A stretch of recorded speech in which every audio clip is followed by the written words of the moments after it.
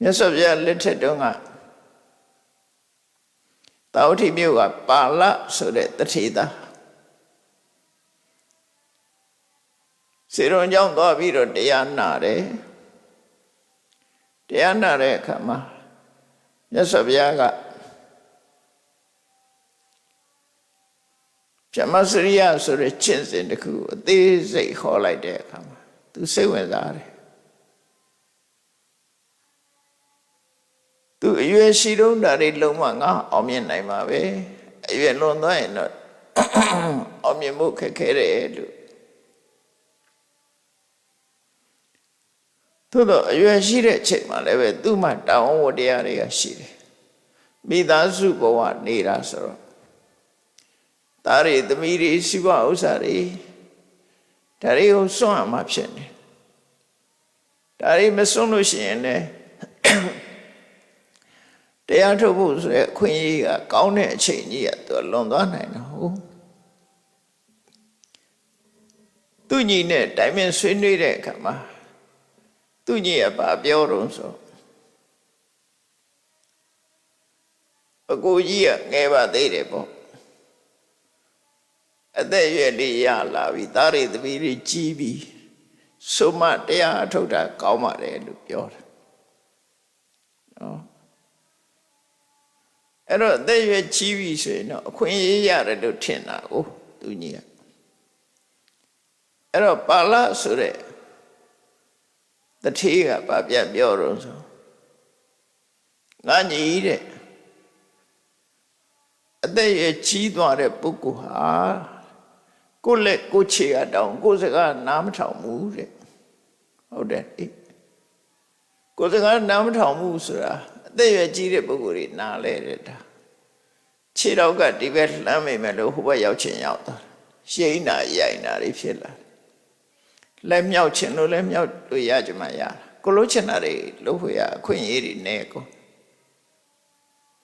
သူပြောတဲ့စကားလေးကအခွင့်အရေးရှိတော့လို့ရမယ်ဆိုတဲ့အထိပ္ပယ်လေးသူပြောတဲ့စကားလေးအမှတ်သားစရာကောင်းတယ်စရာစစ္စရိတာဟွန်တိ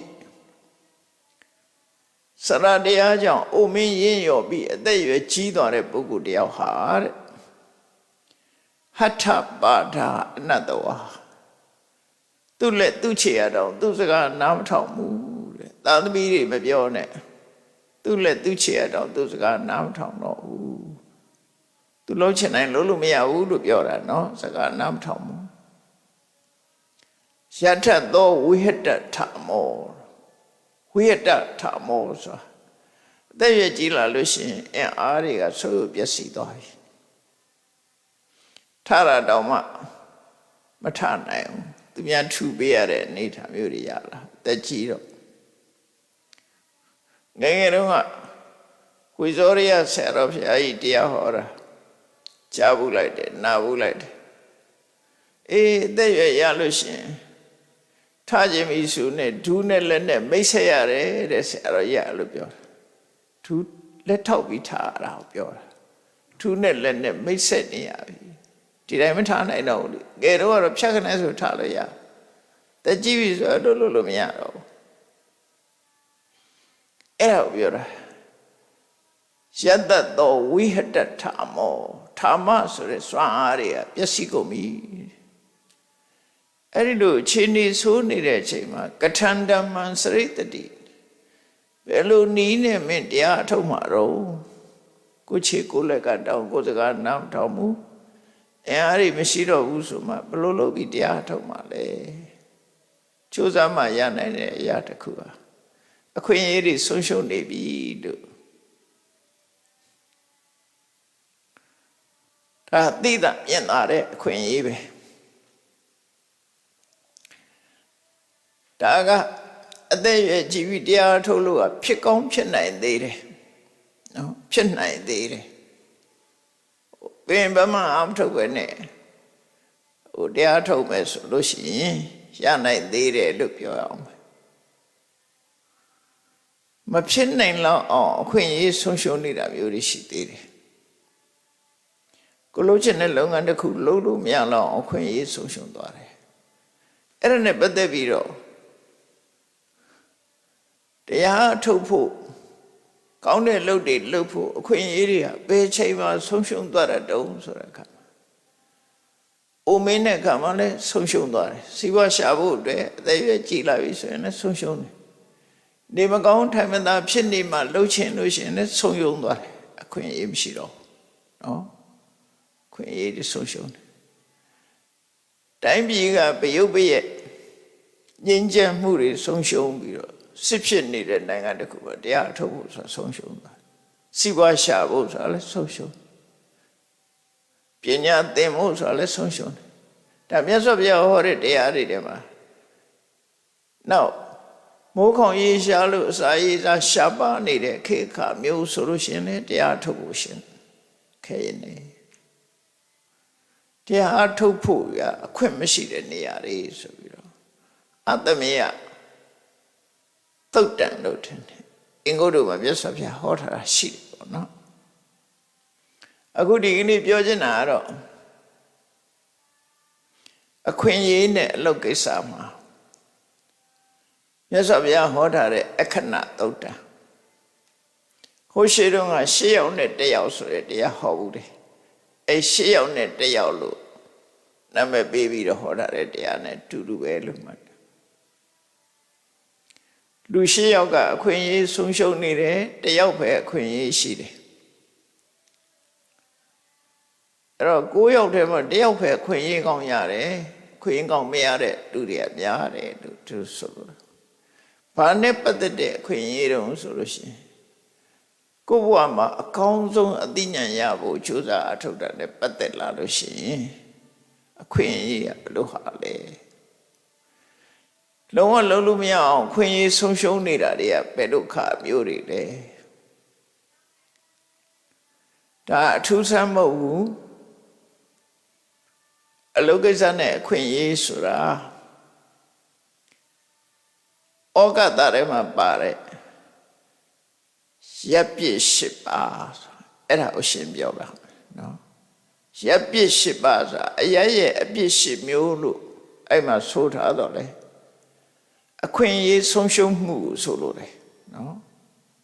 အဲ့တော့ကိုယ့်အခွင့်အရေးမဆုံးရှုံးရအောင်ဒီတရားကိုနားထောင်ပြီးတဲ့အခါမှာငါတို့ဟာအခွင့်အရေးမဆုံးရှုံးအောင်မလုပ်သင့်နဲ့ဆိုတော့ကိုယ့်ကိုဆုံးဖြတ်တယ်အဲ့ဒါအတွက်မြတ်စွာဘုရားဟောထားတဲ့သုတ်တံတစ်ခုရှိတယ်အခဏသုတ်တံအခွင့်အရေးနဲ့အလုပ်ကိစ္စလူတွေကတော့ထင်ကြတယ်လောကမှာလူတွေကအခွင့်အရေးကောင်းတယ်မကောင်းဘူးဆိုတာသိပြီးတော့သိလို့ရှိကြဘူးအခွင့်အရေးကောင်းမှအလုပ်တစ်ခုကလုပ်လို့ရတယ်လို့ဆိုလို့တယ်မိုးခေါင်ရေရှားနေတဲ့အချိန်သက္ကန္တရာကြီးမှာနေရတဲ့လူတွေစိုက်ပျိုးရေးလုပ်ဖို့ဆိုတာခက်ခဲတယ်လေဥပမာစင်ကာပူလိုနိုင်ငံမျိုးစိုက်ပျိုးရေးအခွင့်အရေးရှားပါနေတယ်မဖြစ်နိုင်တဲ့နေရာမျိုးဖြစ်တယ်စိုက်ပျိုးရေးနဲ့လုပ်ဖို့ခဲရင်နေပေါ့ခွင့်ရမရှိဘူးတစ်ဖက်ကြည့်လိုက်ရင်လည်းပင်လေကြီးရေကလည်းရေချိုးမရှိဘူးရေငန်းစိုက်ပျိုးရေးလုပ်ဖို့ဆိုတာမတမခဲရင်မြန်မာနိုင်ငံလိုနိုင်ငံမျိုးကြတော့စိုက်ပျိုးလို့ရတဲ့မြေတွေများစွာရှိတယ်ရှေးချိုးတွေကလည်းအမတမပေါ်တယ်တိုင်းပြည်ရဲ့ထိတ်ကနေပြီးတော့အလဲဘဟုမြေပုံကြီးရဲ့အလဲဘဟုတဲ့တဲ့ကနေပြီးတော့ဟိုးစားကနေပြီးတော့စီးဆင်းနေတဲ့အေယာဝတီမြစ်ကြီးရှိတယ်အေယာဝတီမြစ်ကြီးရဲ့ဖေကနေပြီးတော့အရန်စီးဆင်းလာတဲ့သံလာဝတီတို့ဒုဋ္ဌဝတီတို့ချင်းတွင်းတို့ဆိုတဲ့သံလာဝတီအဲ့ဒီမြစ်အရန်နေရရှိတယ်စိုက်ပျိုးရေးလုပ်ဖို့တော့အခွင့်အရေးအကောင်းဆုံးပဲအဲ့ဒါအခွင့်အရေးလို့ပြောတာနော်လှုပ်လို့ဖြစ်နိုင်တဲ့အခွင့်သို့တော့လှုပ်လာမလှုပ်ဘူးဆိုလို့ရှိရင်အဲ့ဒီအခွင့်အရေးကဆုံးရှုံးသွားမှာပဲသိကြတယ်အဲ့ဒါလိုပဲတန်တရားကလွတ်ဖို့သို့မဟုတ်ကိုယ်ဘဝတိုးတက်မြင့်မာဖို့ ကြိုးစားအထုတ်မယ်ဆိုလို့ရှိရင်လေအမြဲတမ်းလုပ်လို့ရလားအမြဲတမ်းဒီခွင့်ရရနိုင်သလားဆိုမရနိုင်ဘူးအဲ့တော့အခွင့်အရေးတွေအခွင့်အရေးနဲ့လောက်ကိစ္စလို့ဆိုတဲ့နေရာမှာနံပါတ်1ကဘယ်လိုပြောထားတော့တရားဓုတရားမြတ်ရဖို့မြင့်မြတ်တဲ့အကျင့်ကိုကျင့်ဖို့တန်တရားကထွက်ပေါက်ရဖို့နိဗ္ဗာန်ကိုမျက်မှောက်ပြုဖို့ဆိုတဲ့အခွင့်အရေးဟာအလုံးကိုနဲတယ်တခြားအခွင့်အရေးတွေတဲ့ပိုနဲတယ်လို့ဆိုလို့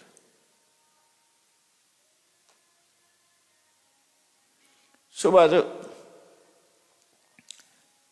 လောကမှာတရားဓုတရားမြတ်ကိုကျင့်တရားကိုအမှန်ကန်ဟောပြောနိုင်တဲ့ဖရာပွင့်ပွင့်လဲပွင့်တယ်တရားလဲဟောတယ်ဖရာလဲပွင့်တယ်တရားလဲဟောတယ်ဟောတဲ့တရားကလည်းတကယ့်ကိုငြိမ်းချမ်းမှုကိုပေးနိုင်တယ်နိဗ္ဗာန်ကိုရောက်စေနိုင်တယ်အဲ့ဒီလိုအခြေအနေမျိုးမှာဘယ်ပုဂ္ဂိုလ်ဟာခွင့်ရဆုံးရှုံးနေတယ်လေဖယားပွင့်တဲ့ခေတ်နဲ့ခေတ်ဆိုတာပေါ်နေတယ်ဖယားတရားဟောနေတာလည်းရှိနေတယ်ဆိုတော့မြန်မာပြည်မှာအခုချိန်ပြောမှဆိုရင်မြတ်စွာဘုရားသာသနာရှိနေသေးတော့ဖယားပွင့်တဲ့အချိန်လို့ပြောလို့ရတယ်ဖယားဟောတဲ့တရားတွေကိုကြားနာခွင့်သင်ယူခွင့်ရှိနေသည့်အတွက်ကြောင့်တရားတွေပွင့်လင်းနေတယ်လို့ဆိုလို့ရတယ်အဲ့တော့ဖယားလည်းရှိတယ်တရားလည်းရှိနေတယ်အဲ့ဒီအချိန်မှာအခွင့်အရေးရနေတဲ့ပုဂ္ဂိုလ်တွေရှိကြတယ်အဲ့ဒီမဲ့အခွင့်အရေးဆုံးရှုံးသွားတဲ့ပုဂ္ဂိုလ်တွေလည်းအများကြီးရှိတယ်ဒါအခွင့်အရေးတစ်ခုပဲဖယားလည်းပွင့်နေတယ်တရားလည်းဟောနေတယ်ဒါအခွင့်အရေးတစ်ခုအဲ့ဒီအခွင့်အရေးကိုလက်လုံးမမီနိုင်တော့အောင်လုံးဝဆုံးရှုံးသွားတဲ့ပုဂ္ဂိုလ်တွေကဘယ်ပုဂ္ဂိုလ်တွေလဲဘယ်လိုနည်းနဲ့မှဒီအခွင့်အရေးကိုသုံးမချနိုင်တော့တဲ့ပုဂ္ဂိုလ်ရှိသေးတယ်အဲ့ဒီလိုဖျားပွင့်တရားဟောနေတဲ့အချိန်မှာသရဝတူဟာငရဲကြနေတယ်ဆိုငရဲရောက်နေတဲ့လူတယောက်ဟာဖျားပွင့်တာလည်းသိဖို့မရှိဘူးတရားလည်းနာဖို့မရှိဘူးအဲ့တော့ဒါကြီးမားတဲ့ဆုံးရှုံးမှုကြီးတစ်ခုဖြစ်နေဘယ်လိုမှသူကအခွင့်အရေးမရနိုင်တော့နော်ဘယ်လိုမှအခွင့်အရေးမရအဲ့ဒီပုဂ္ဂိုလ်ကလုံးဝဆုံးရှုံးတဲ့ပုဂ္ဂိုလ်လို့အဲ့ဒါကိုကြည့်ပြီးတော့ရပ်ပြစ်၈ပါးဆိုတာငရဲကြနေတာရဲ့အပြစ်တစ်ခုဆိုပြီးတော့ပမာဩဃတာထဲမှာထည့်ပြီးတော့ဆိုတာဖျားပွင့်တရားဟောနေတဲ့အချိန်မှာငရဲကြနေအခွင့်အရေးတွေဆုံးရှုံးသွားပြီအဲ့တော့ငရဲဟာတရားဓုတရားမြတ်ရဖို့အယက်မဟုတ်သည့်အတွက်ကြောင့်ဒါအယက်ရဲ့အပြစ်ဆိုပြီးတော့တို့သုံးလေးရှိကြတယ်ပေါ့နော်အမှန်တော့ငရဲကြနေတဲ့ပုဂ္ဂိုလ်သည်တရားနာဖို့အခွင့်အရေးဖျားဖူးဖို့အခွင့်အရေးလုံးဝဆုံးရှုံးသွားပြီတို့ဆိုလိုတာနော်အဲ့ဒါကနံပါတ်1နံပါတ်2ကလောကမှာဖျားပွင့်နေတရားလည်းဟောနေတယ်သို့တော့ကံမကောင်းကြောင်းလာလို့တိရစ္ဆာန်ဖြစ်နေတိရစ္ဆာန်ဆိုတာခံယူနိုင်တဲ့အသိဉာဏ်မရှိဘူးလေသင်ပေးရင်အမှတ်ဉာဏ်နဲ့လောက်တတ်တာပဲရှိတယ်ထိုးရင်းပြီးတော့သိတယ်အသိမရှိဘူးသင်ညာပဲရှိတယ်ပညာမရှိဘူးတိရစ္ဆာန်ဆိုတာအဲ့တော့တိရစ္ဆာန်ဘဝရောက်သွားပြီဆိုတဲ့ပုဂ္ဂိုလ်တယောက်ဟာဒီဖျားပွင့်လို့တရားဟောနေတယ်ဆိုတဲ့ဒီအခွင့်အရေးကြီးကိုအသုံးချဖို့သူကလက်မမီတော့လုံးဝဆုံးရှုံးသွားပြီဒီပုဂ္ဂိုလ်ကလည်းဒါမျိုးမရှိဘူးလားဆိုရှိတာပေါ့နော်ဖျားပွင့်တရားဟောနေတဲ့အချိန်မှာတိရစ္ဆာန်ဖြစ်နေရင်သွားပြီကောင်းတဲ့အခွင့်အလမ်းကြီးတစ်ခုလုံးကိုသူကလက်လွတ်ဆုံးရှုံးသွားပြီလို့ဆိုလိုတယ်ထို့တူပဲဖျားပွင့်တရားဟောနေတဲ့အချိန်မှာလူတယောက်ဟာပြိတ္တဘဝရောက်နေပြိတ္တဘဝဆိုတာစားရမယ်တောက်ရမယ် အမြဲတမ်းဆာလောင်မွတ်သိပ်ပြီးအစာအာဟာရရှာဖွေပြီးဒုက္ခရောက်နေတဲ့ပုဂ္ဂိုလ်သူလည်းအခွင့်အရေးတစ်ခုဆုံးရှုံးသွားပြီတရားတို့တရားမြတ်ရဖို့ဆိုသူမှမရှိတော့အဲ့တော့ငရဲတရိစ္ဆာန်ပြိတ္တာအဲ့ဒါဖျားပွင့်တရားနာဖို့အခွင့်အရေးဆိုသူမှမရှိတော့ဘူးလို့ဆိုလို့ဒါကအဆိုးပုံတွေရောက်နေတာနောက်ကောင်းတဲ့ပုံရောက်ပြီမဲ့လို့အခွင့်အရေးဆုံးရှုံးနေတဲ့ပုဂ္ဂိုလ်တွေရှိသေးတယ်မြတ်စွာဘုရားပွင့်တယ်တရားတွေလည်းဟောနေတယ်ဥမာမဲ့ဘုရားပွင့်လာတော့တပည့်စကြာတရားဟောတယ်နော်အဲ့ဒီချိန်မှာ1000 လောကစကြာဝဠာကနတ်တွေပြမာတွေကဆူယုံရောက်ရှိလာပြီးတရားနာကြတယ်အဲ့ဒီမဲ့ပြမဖြစ်ပါလျက်တရားနာဖို့အခွင့်အရေးဆုံးရှုံးနေတဲ့ပုဂ္ဂိုလ်တွေရှိတယ်ဘယ်ပြမာတွေဆုံးရင်ရုပ်ခန္ဓာတစ်မျိုးတည်းရှိတဲ့အတ္တညတတ္တပြမသက်မဲ့ပြမကြီးတွေရုပ်တော်ရှိတယ်သူက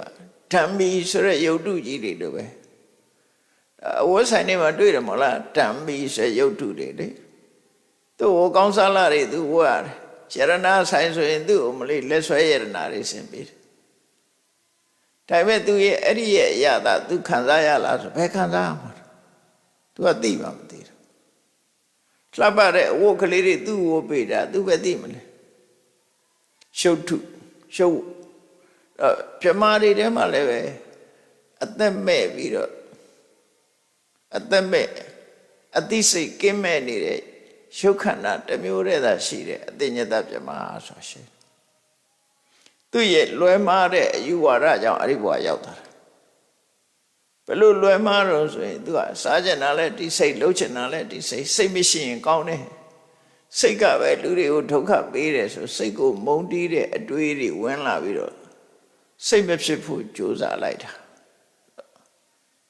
အသိစိတ်ကင်းမဲ့တဲ့ပြမဘဝရောက်တာအဲ့ဒီပြမတွေကဖျားပွင့်တဲ့အခါမှာသူတို့တရားနာခွင့်ဆုံးရှုံးသွားကြတယ်နောက်တစ်ခုကတော့တရားနာဖို့ဖျားနဲ့တွေ့ဖို့ဆိုတာမျက်စိနဲ့နားရှိရမှာအဲ့ဒီမဲ့အရူပပြမလို့ခေါ်တဲ့ပြမကြီးတွေကတတန်းရှည်တော်လည်းပဲသူတို့မှာကြားနိုင်တဲ့နာမပါဘူးသူတို့ကြတော့ရုပ်ခန္ဓာမဲ့နေတဲ့နန္တရားတက်တက်မြတ်တာဖြစ်နေတဲ့ပြမလို့ခေါ်တယ်ဖျားလောင်းနဲ့ပထမဆုံးတရားဖျားလောင်းတောထွက်လာတဲ့အခါမှာပထမဆုံးတွေ့တဲ့အာလာရကာလမဆိုတဲ့ယသိကြီးဥဒကရမဗုဒ္ဓဆိုတဲ့ယသိသူတို့ဟာအဲ့ဒီရုပ်ခန္ဓာမဲ့တဲ့ပြမဘုံတွေကိုရောက်နေကြပြီဒါမို့မြတ်စွာဘုရားပွင့်တဲ့အချိန်မှာဘုသူတရားဟောရရင်ကောင်းမလဲလို့ကျင်လိုက်တော့ကြည့်လိုက်တဲ့အခါမှာအလာရကာလမှာတော့အသိဉာဏ်ထက်တယ်ဥဒကရမဗုဒ္ဓတို့အသိဉာဏ်ထက်တယ်ငါသိတဲ့တရားကိုရှင်းပြလိုက်ရင်သူတို့သဘောပေါက်သွားမှာပဲလို့ဖျားပထမဆုံးစဉ်းစားတာသူတို့နှစ်ယောက်ကိုစဉ်းစားတာတရားဟောမယ်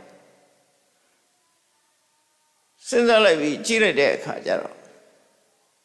သူတို့နှစ်ယောက်တော့မရှိကြတော့အလာရကာလမှာ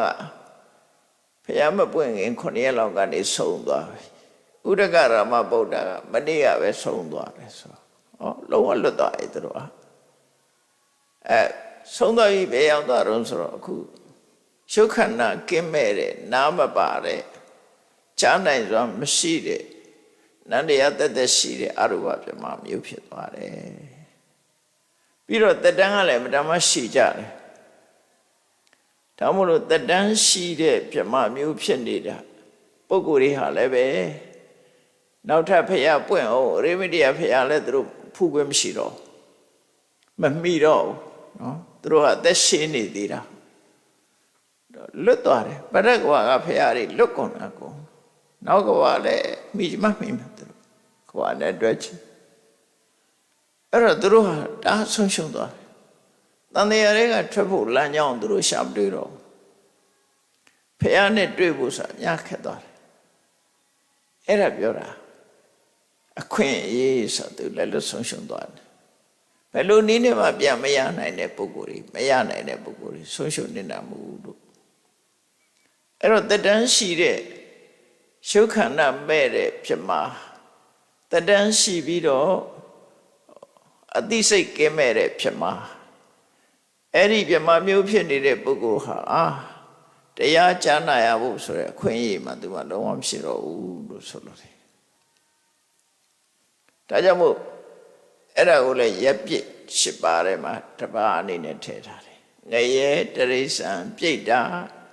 တတန်းရှိကြတဲ့ရုပ်မဲ့နာမဲ့ဖြစ်မှာ၄ခုအလုံးနော်၄ခုနောက်တစ်ခုကတော့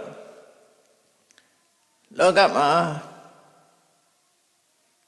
ဘုရားတော်ပွင့်ပါရဲ့တရားလည်းဟောနေတယ်ဒါပေမဲ့ဒီပုဂ္ဂိုလ်ကလူဘုံတော့ရောက်တယ်လူဘဝတော့ဖြစ်တယ်ဒါပေမဲ့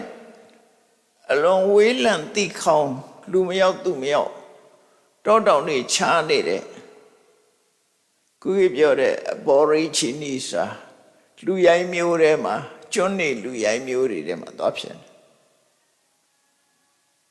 ဘယ်လိုမှသတင်းကြားအောင်ပြောလို့မရတဲ့လူသာဖြစ်ပေမဲ့လို့လူမနေရတဲ့ပုဂ္ဂိုလ်မျိုးတွေပေါ့နော်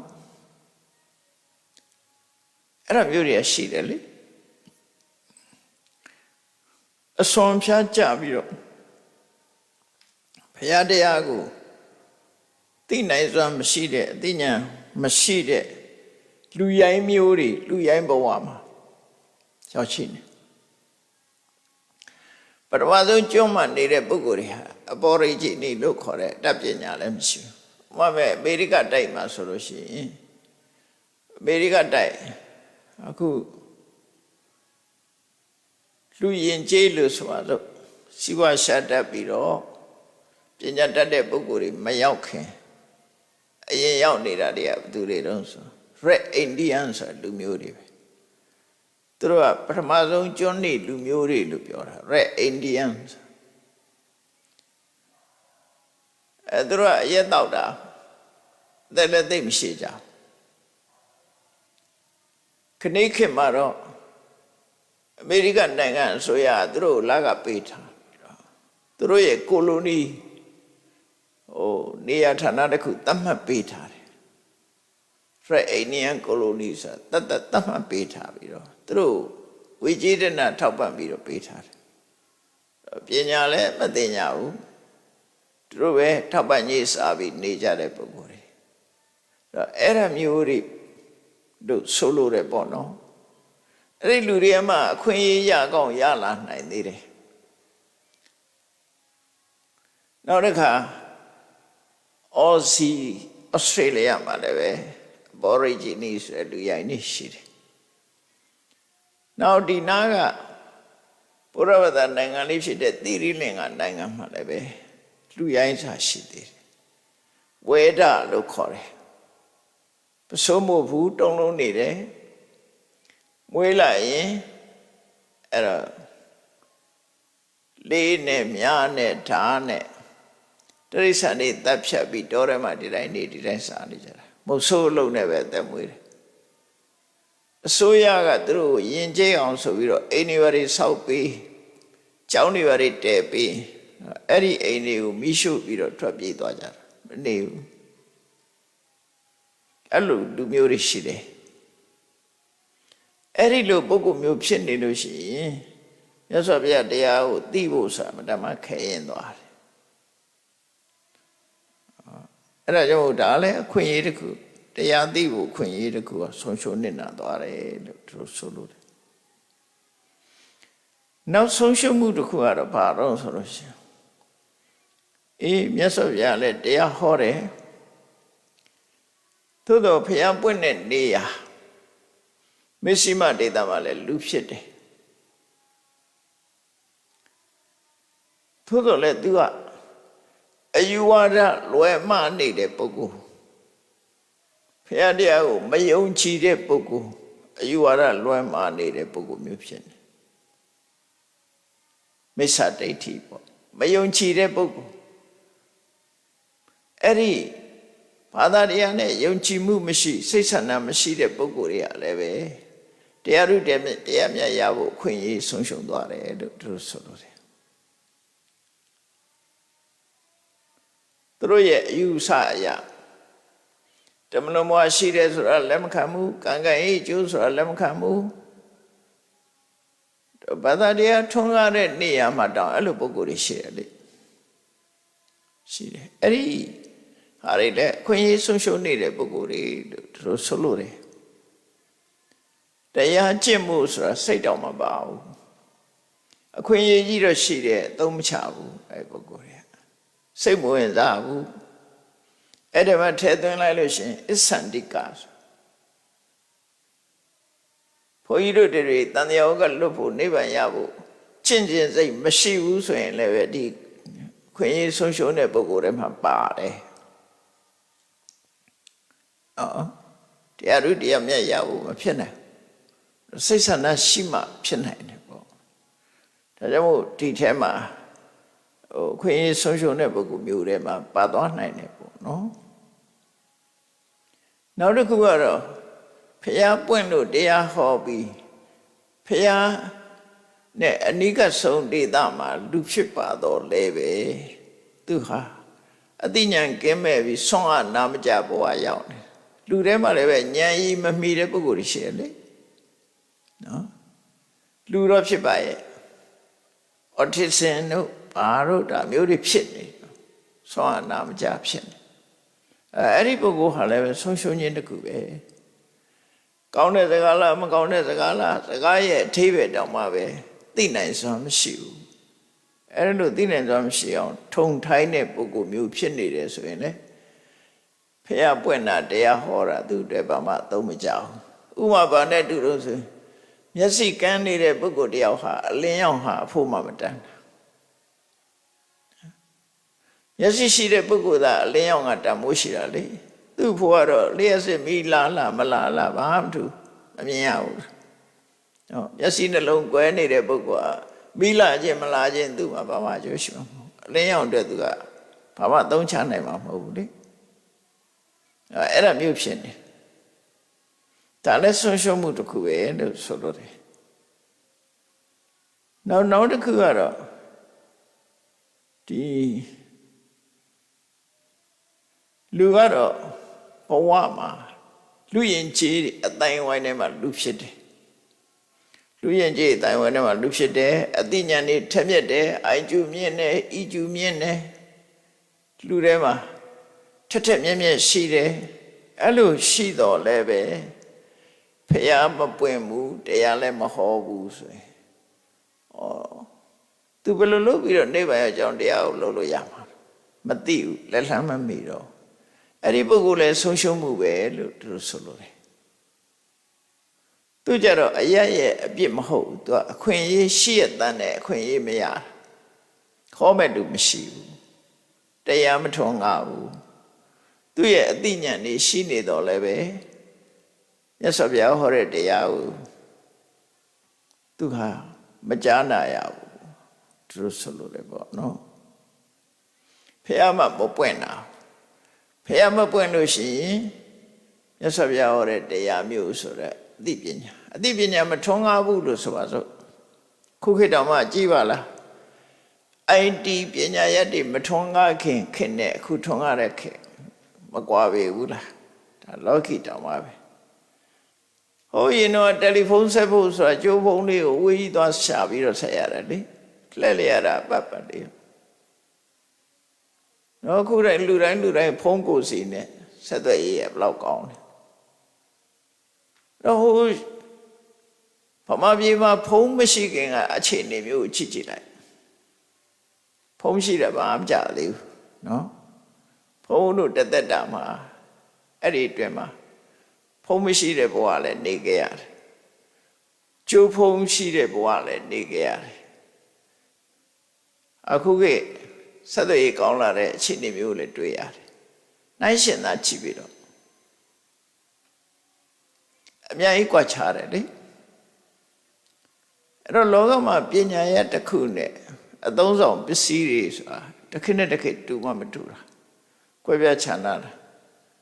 အဲ့တော့ IT နည်းပညာတွေမထွန်းကားခင်ခေတ်ကပုံစံမျိုးဟာဒါစိတ်ကူးရင်ပဲဖြစ်တော့မှာငယ်ငယ်တော့ကြားဘူးတယ်ဖုံးပြောတာတယောက်တယောက်မျက်နှာကြည့်ပြီးပြောလို့ရတယ်လို့ကြားဘူးယုံကြားဘူးတာအဲ့ဒါပေါ်နေပြီဗမာပြည်မရောက်သေးဘူးခဏခေတ်တော့ကိုယ်ကိုယ်တိုင်ပြောလို့ရတယ်နော်ကိုယ်ကိုယ်တိုင်ဗီဒီယိုကောနဲ့ခေါ်လို့ရနေပြီလေခဏခေတ်ကြတာဟိုတော့ကတော့စိတ်ကူးရင်လည်းလို့ပဲထင်ရတာအဲ့တော့ခေတ်ခေတ်ဆိုလို့ပညာရက်တွေကလည်းတိုးတက်လာတာအဲ့တော့လောကမှာအခွင့်အရေးဆိုတာရှားတာရှိတယ်ဆုံးရှုံးတာရှိတယ်ဆုံးရှုံးနေရင်ဘာမှလုပ်လို့မရဘူးဒါတရားဘက်ကပြောတာအခုပြောတဲ့ဟာတွေကတရားဘက်ကပြောတာတခြားဘက်ကလည်းဆုံးရှုံးနေတာတွေအများကြီးပဲ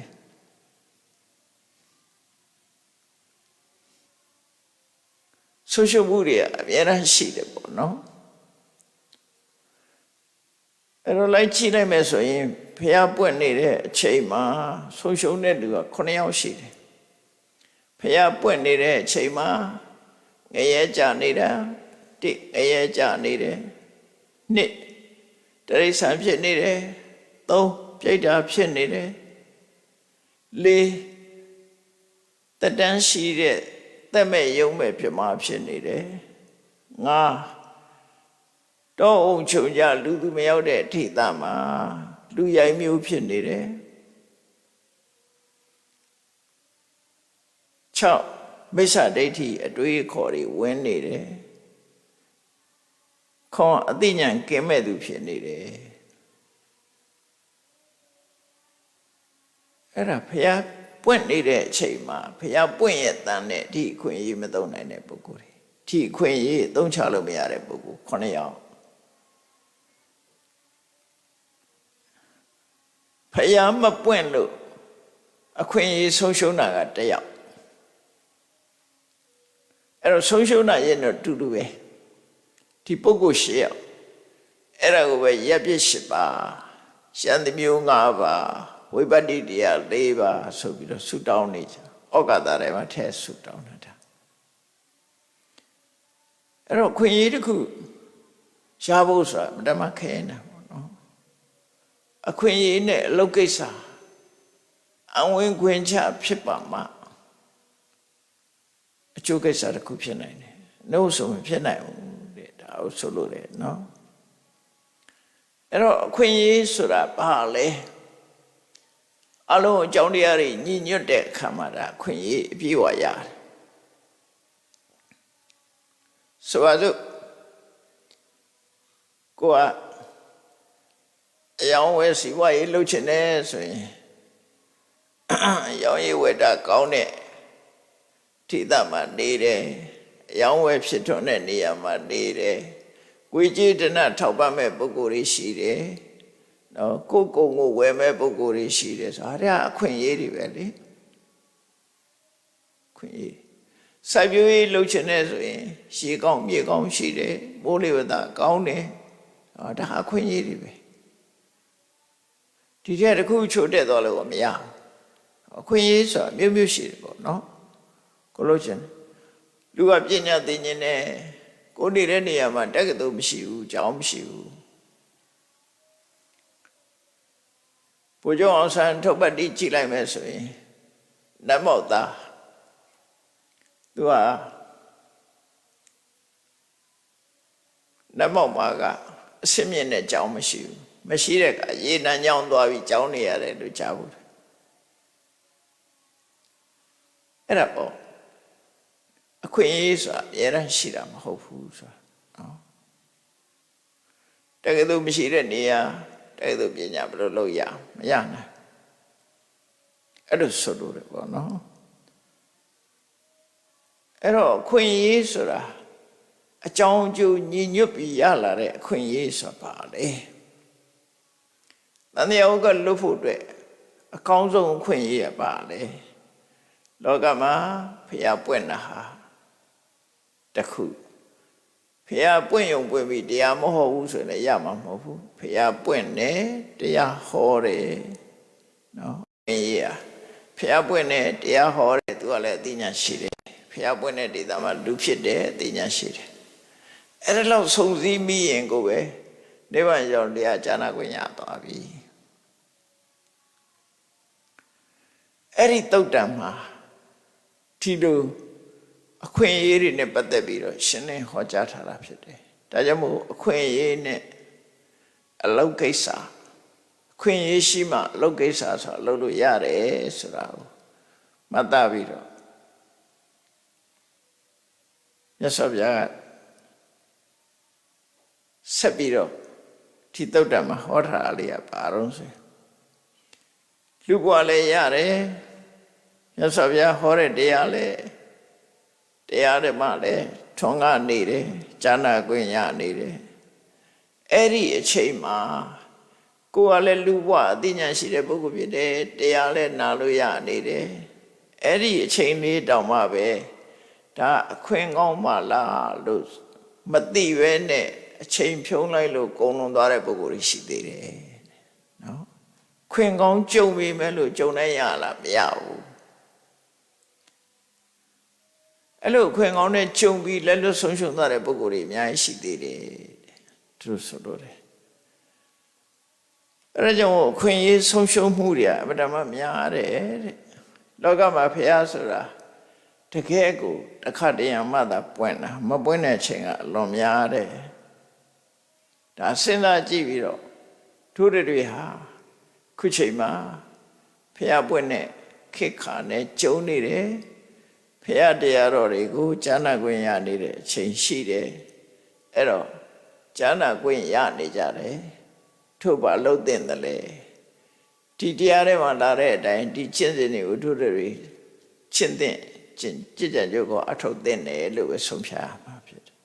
အဲ့ဒါမလုပ်ရင်လည်းရပြီးသားအခွင့်အရေးဆုံးတော့အောင်မှာပဲနော်ဆုံးတော့အောင်မှာပဲဒါကြောင့်ကိုအားပေးမယ်ဆိုလို့ရှိရင်တော့အဲ့ဒါကြောင့်ကိုတတိထားမှာတော့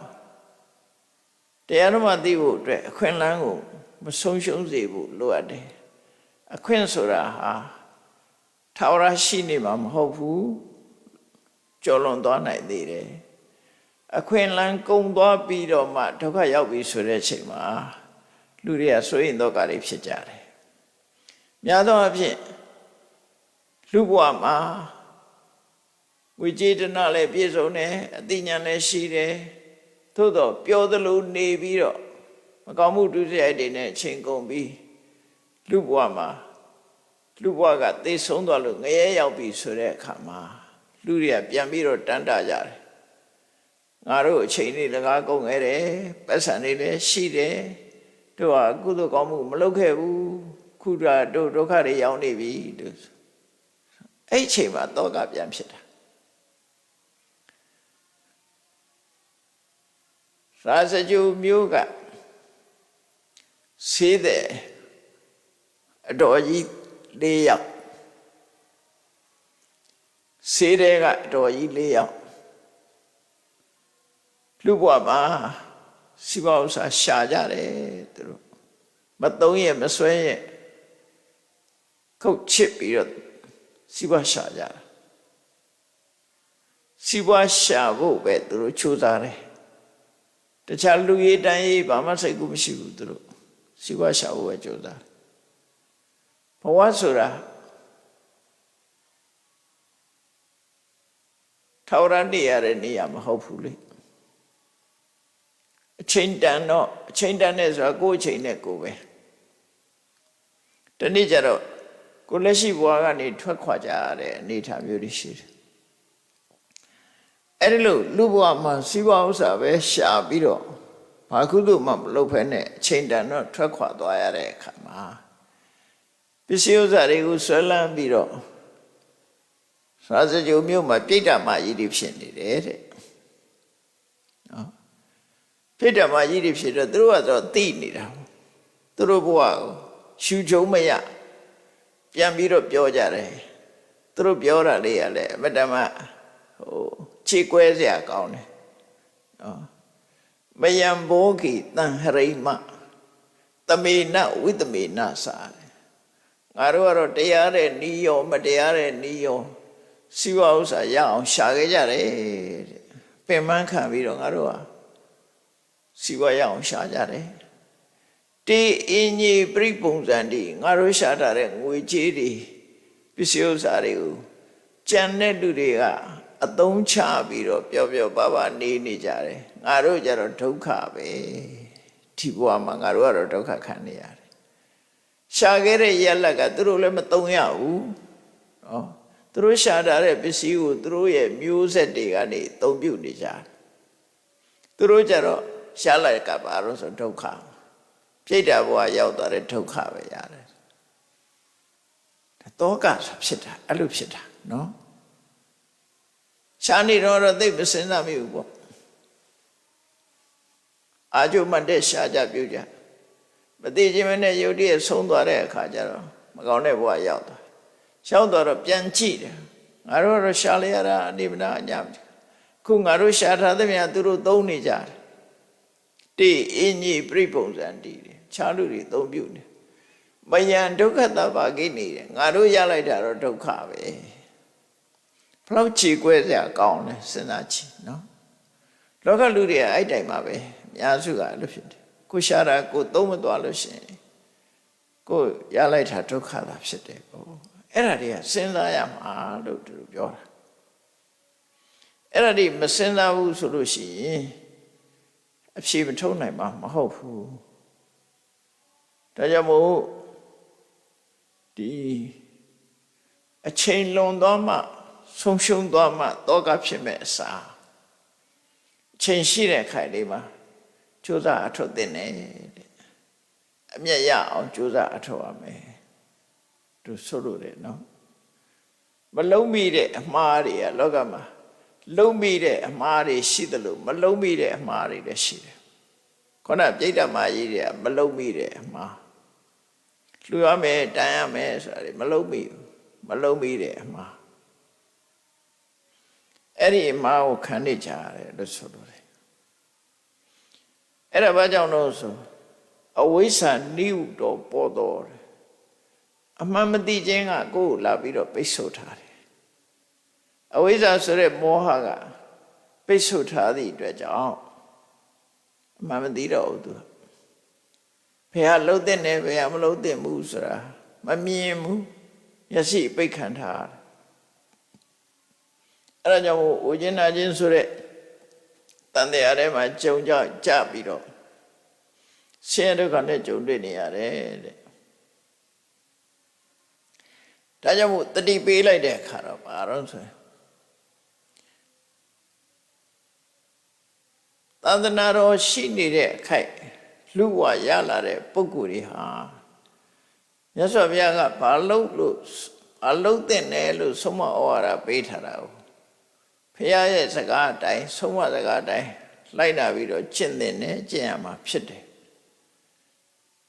အဲ့ဒီလိုကျင့်ပြီးတော့မြတ်စွာဘုရားဟောကြားတဲ့ဆုံးမတဲ့အတိုင်းကိုချင်းတရားကောင်းမအောင်ကျင့်ကြံကြိုးကိုအထောက်ကြမယ်ဆိုလို့ရှိရင်သူတို့ရလိုက်တဲ့ခဏလေးကအမှန်တမ်းတန်ဖိုးရှိတဲ့ခဏဖြစ်သွားတယ်အကျိုးအမြတ်တွေအများကြီးရသွားတယ်ဥပမာဆိုပါစို့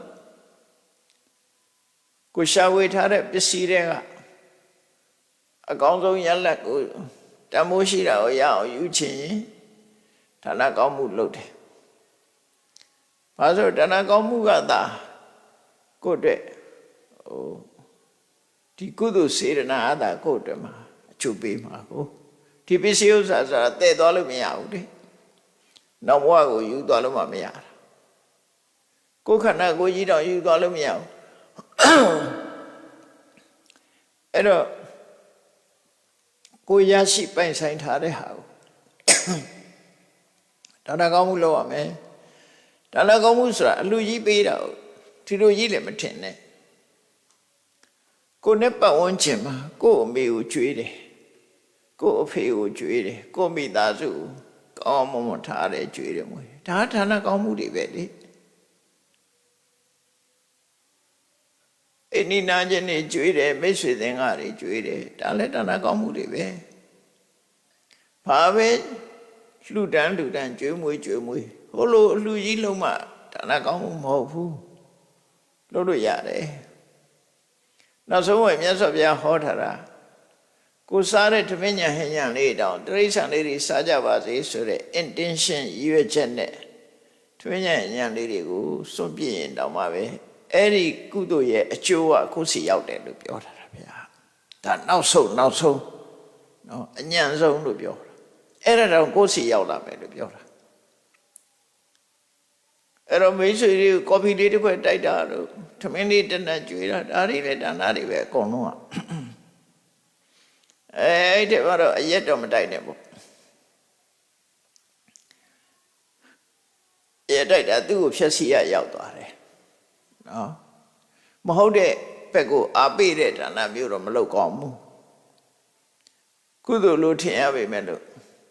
တစ်ဖက်သားအကျိုးပျက်စီးသွားတဲ့ဟာမျိုးကြရင်တော့ဒါနလို့မခေါ်ဘူးသူကနော်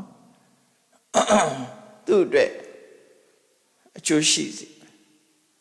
ကိုယ်စိတ်ကလည်းပဲမွန်မြတ်တဲ့စိတ်ဓာတ်ရှိရမေတ္တာစေတနာနဲ့ကြွေးတာမွေးတာလှူတာဒါနအကုန်လုံးဒါနအဲ့ဒါကိုရထားတဲ့ပစ္စည်းတွေကအနှစ်သို့မဟုတ်တန်ဖိုးပစ္စည်းဥစ္စာတွေကတန်ဖိုးကိုရယူခြင်းလို့ရှိရင်ဒါနကောင်းမှုလို့ကိုခန္ဓာကိုယ်ခြေလက်အင်္ဂါတွေကတန်ဖိုးကိုရခြင်းဘာလို့အောင်ကိုယ်ရကြည့်တဲ့ပုဂ္ဂိုလ်ခါရောပြုနော်ကိုယ်ချီးတဲ့ပုဂ္ဂိုလ်တွေကိုခါရောပြုတယ်ယူသေးတယ်လေးစားတယ်လက်ဟုတ်ချီးတယ်ရှ िख ိုးတယ်အဲ့ဒါဝိယဝိဆတွေလှုပ်ပေးတယ်ဟိုဖိုးကြီးမေကြီးတွေလမ်းမလျှောက်နိုင်တွဲပြီးတော့ပို့ပေးတယ်ပုဂ္ဂိုလ်မရွေးဝိယဝိဆလှုပ်ပေးတယ်အဲ့ဒါတွေကကိုယ်ခန္ဓာကိုယ်အရင်ပြုပြီးတော့ရလိုက်တဲ့ကုသိုလ်ပဲနောက်တစ်ခါကိုယ်ခန္ဓာကိုယ်အရင်ပြုပြီးတော့လုပ်တာကိုယ်ချင်းသီလထိမ့်သိမ်းဆောင်ရှောက်တယ်ဥပုသ်တရင်ဆောင်ရှောက်တယ်ဥပုသ်သီလဥပုသ်ဆောင်တယ်ဒါတွေဟာကိုယ်ခန္ဓာကိုယ်အရင်နှီးပြုပြီးတော့ရတဲ့တန်ဖိုးတွေပဲဖြစ်တယ်အသက်ရှင်နေတဲ့ဘဝမှာရနိုင်တဲ့တန်ဖိုးကတော့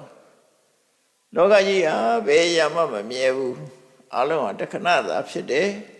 ထာဝရဆိုတာမရှိဘူးလို့တစ်ချိန်ကျရင်လောကကြီးဟာအလုံးထွက်ခွာသွားမယ်ဆိုတဲ့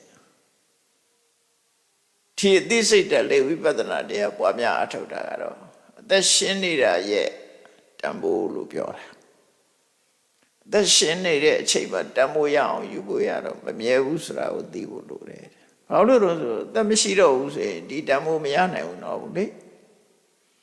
ဒါကြောင့်အသက်ထင်ရှားရှိနေတော့တန်ဖိုးကိုရအောင်ယူပါလို့ဒီလိုပြောတာနော်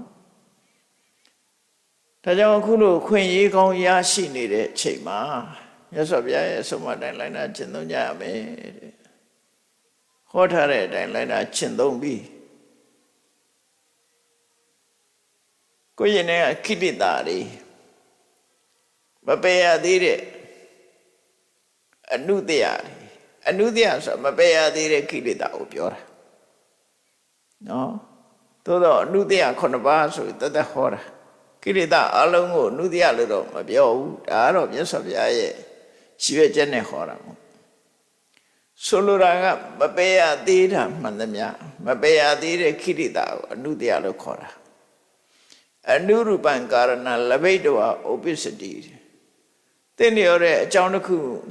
ဖြစ်ပေါ်လာမဲ့ဆိုရင်သူကဖြစ်ပေါ်လာတတ်တယ်အကြောင်းပေါင်းတစ်ခုပေါင်းလိုက်လို့ရှိရင်ဖြစ်လာနိုင်တဲ့အနေအထား possibility potentiality လို့ပြောတာ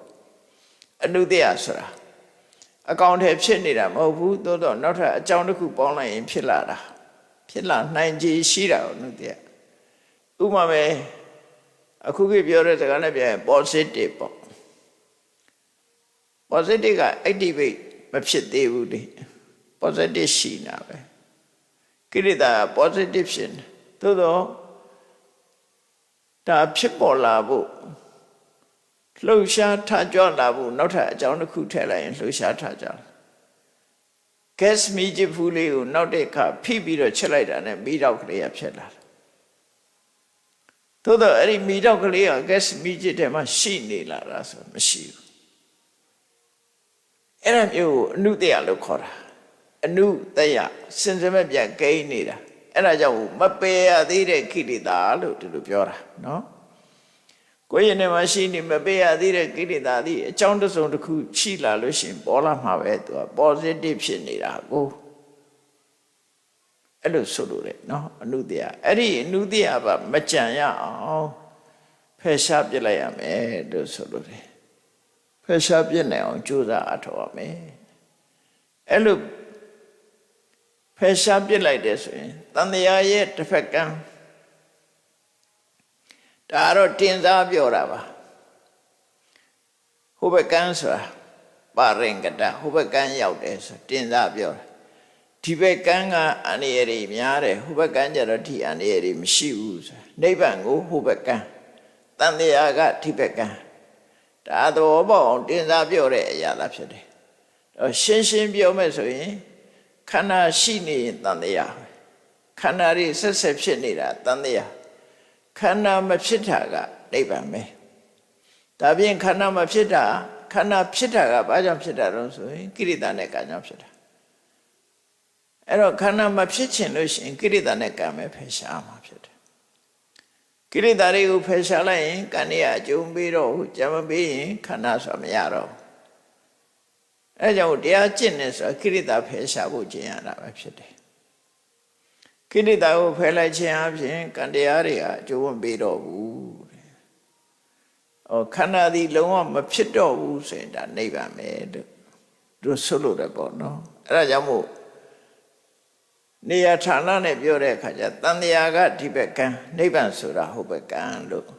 ဒါတင်စားပြီးတော့ပြောတဲ့စကားလို့တို့မှခန္ဓာရှိနေတာတန်တရားခန္ဓာမရှိတော့တာနိဗ္ဗာန်အဲ့လိုလည်းပြောလို့ရတယ်ဥပ္ပါဒောဒုက္ခံအနုပ္ပါဒောဒုက္ခဥပ္ပါဒောခန္ဓာ၅ပါးဖြစ်ပေါ်နေခြင်းဟာဒုက္ခဒုက္ခပဲဘာလို့ဆိုဖြစ်လာလို့ရှိရင်အိုရမယ်နာရမယ်သိရမယ်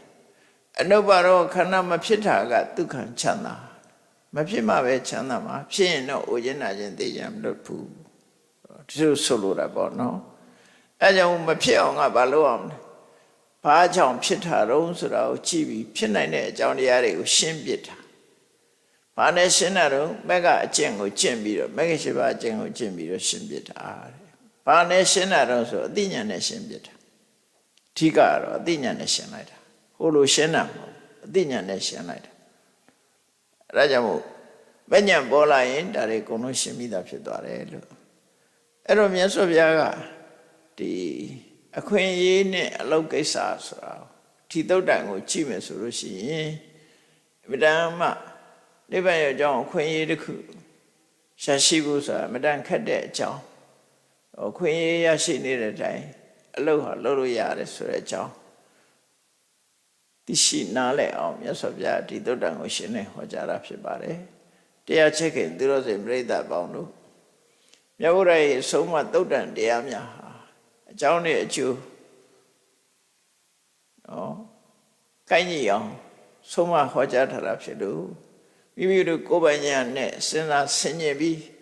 ဘာလို့တဲ့နဲ့ဘာမလုပ်တဲ့မှုဆိုတာကိုယ်ပိုင်ဉာဏ်နဲ့စဉ်းကျင်စဉ်းစားပြီးဆုံးဖြတ်ပြီးကျင့်ကြံကြုတ်ကိုအထောက်ကြမှာဖြစ်တယ်လို့